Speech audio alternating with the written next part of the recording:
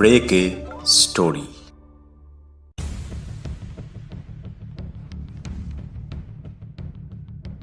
নানান ছোট বড় গল্প ভাণ্ডার নিয়ে আমরা বাংলা ভাষায় শ্রুতি গল্প নিবেদন করে চলেছি।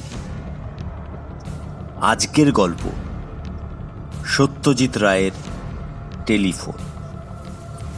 গল্পটির প্রথম প্রকাশনা করা হয় বাংলা 1394 সাল অর্থাৎ ইংরাজি 1987 সালে আনন্দবার্ষিকী পত্রিকাতে। গল্পটির দুটি চরিত্রে অভিনয় করেছে বীরেশচন্দ্র নিয়োগীর ভূমিকায় সুমন চৌধুরী ও গণপতি সোমের ভূমিকায় তুহিন চক্রবর্তী। গল্প পাঠ আমি সুমন চক্রবর্তী, সম্পাদনা এবং শব্দগ্রহণে সুমন চৌধুরী, পরিবেশনায় টিম ব্রেক এ স্টোরি। শুরু হচ্ছে সত্যজিৎ রায়ের টেলিফোন।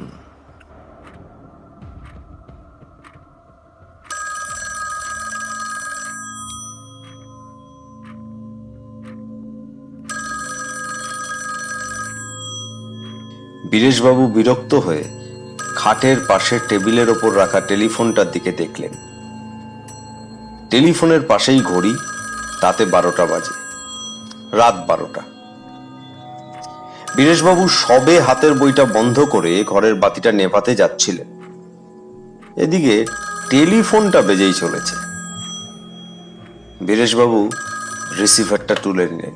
হ্যালো, 465176। ইয়েস, বীরেশবাবু আছেন? বীরেশচন্দ্র নিয়োগী কথা বলছি।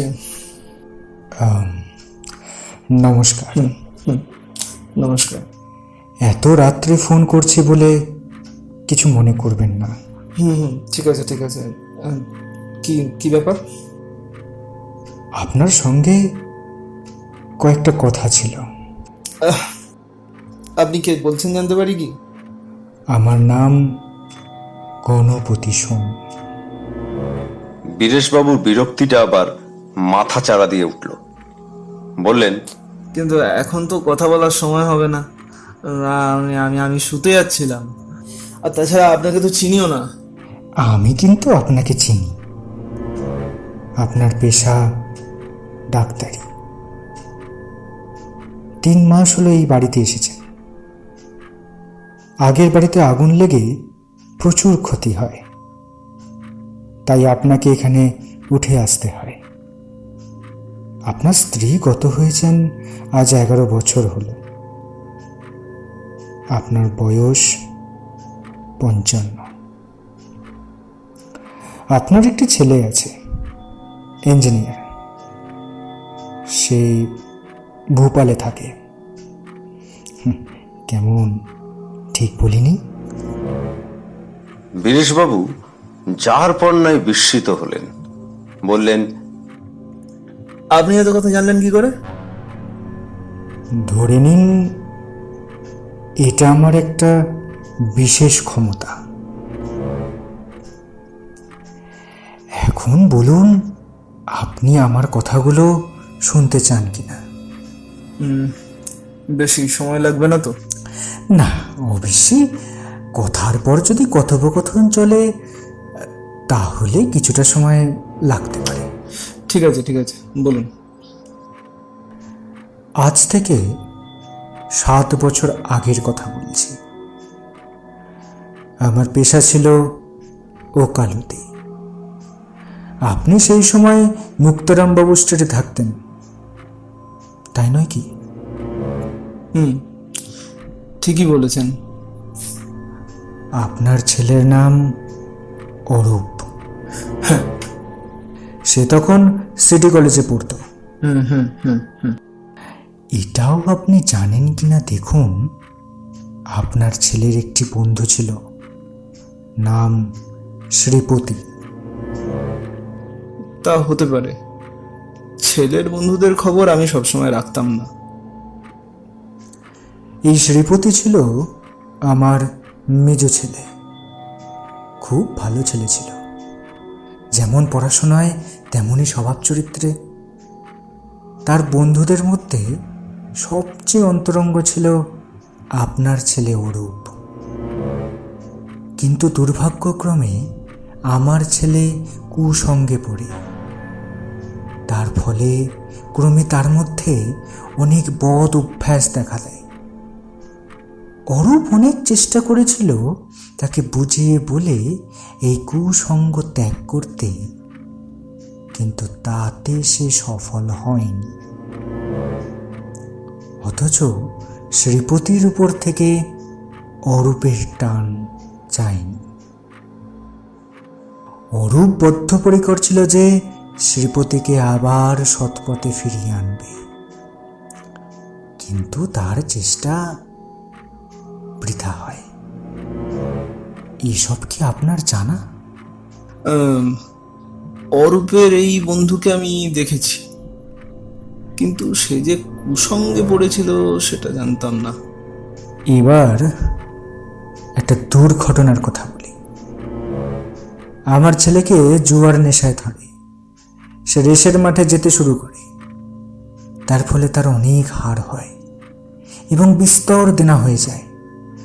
তখন সে অরূপের কাছে হাত পাতে, বলে তাকে উদ্ধার না করলে আত্মহত্যা ছাড়া তার কোনো গতি নেই।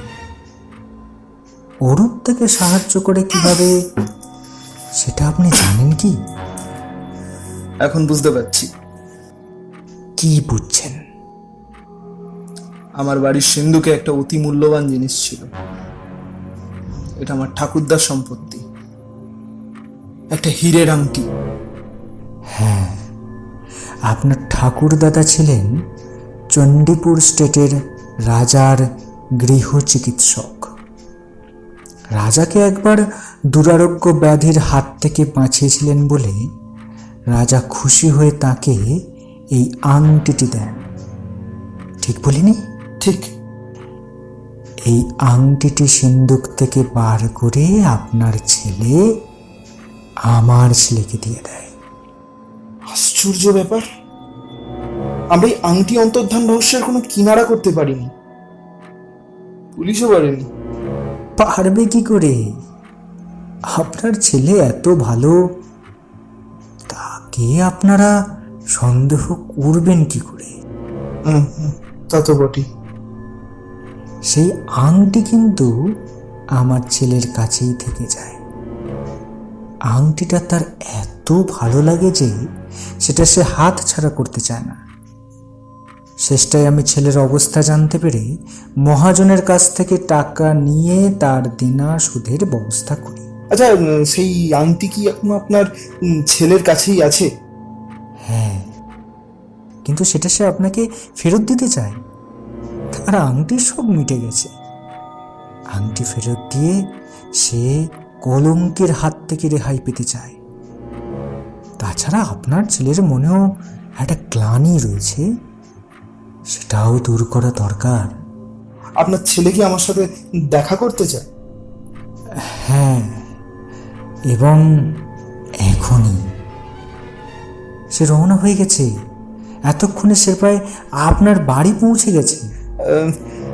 তার নাম যেন কি বললেন? শ্রীপতি। আর আপনার নাম গণপতি? গণপতি। হ্যাঁ। আচ্ছা, আপনাদের নাম কি সম্প্রতি খবরের কাগজে বেরিয়েছে? তা বেরিয়েছে।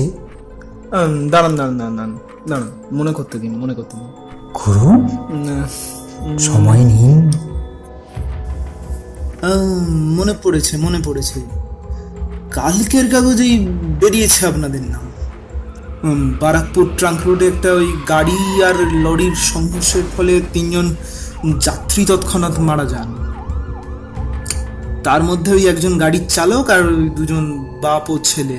হ্যাঁ, নাম নাম গণপতি সোম আর শ্রীপতি সোম। হ্যাঁ, আপনি ঠিকই ধরেছেন, আমি সেই গণপতি সোম। আপনি আপনি আপনি তার মানে? তার মানে আপনি যা ভাবছেন তাই। কিন্তু এ যে অসম্ভব। কেন সম্ভব হবে? দেখুন তো, আপনি কোনো শব্দ শুনতে পাচ্ছেন কিনা?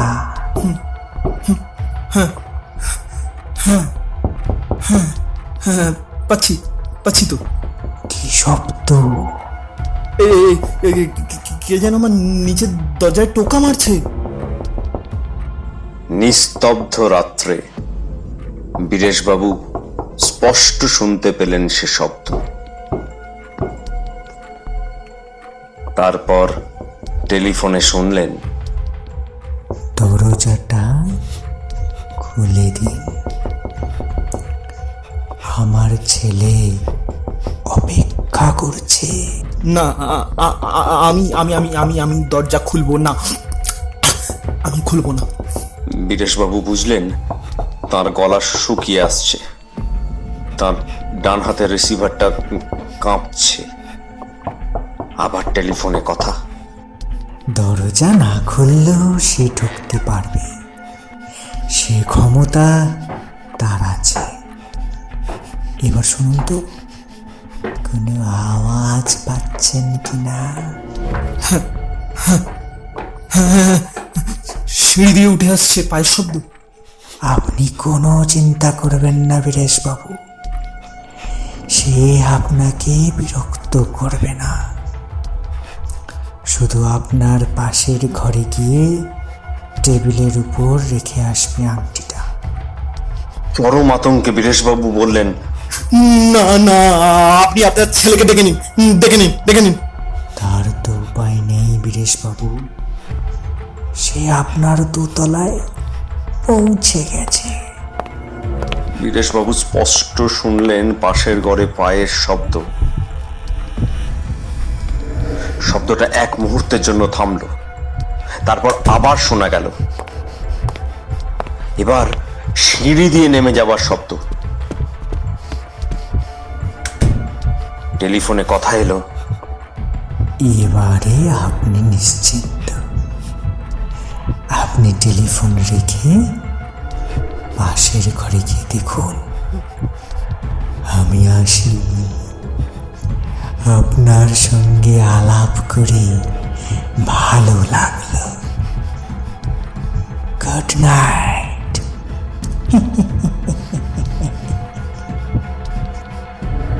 বীরেশবাবু রিসিভারটা রেখে দিলেন। তার কপাল এই পৌষ মাসেও ঘর মাখত। কিছুক্ষণ বিছানায় চুপ করে বসে থেকে তিনি উঠলেন। অতি সন্তর্পণে এগিয়ে গিয়ে পাশের ঘরের ভেজানো দরজাটা খুলে ঘরে ঢুকে বাতিটা জ্বালালেন।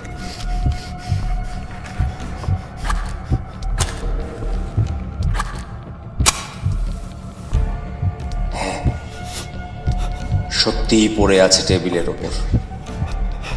এই অল্প আলোতেও ঝলমল করছে তার দ্যুতি। 7 বছর পরে ফিরে পাওয়া তাঁর ঠাকুরদার হীরের আংটি।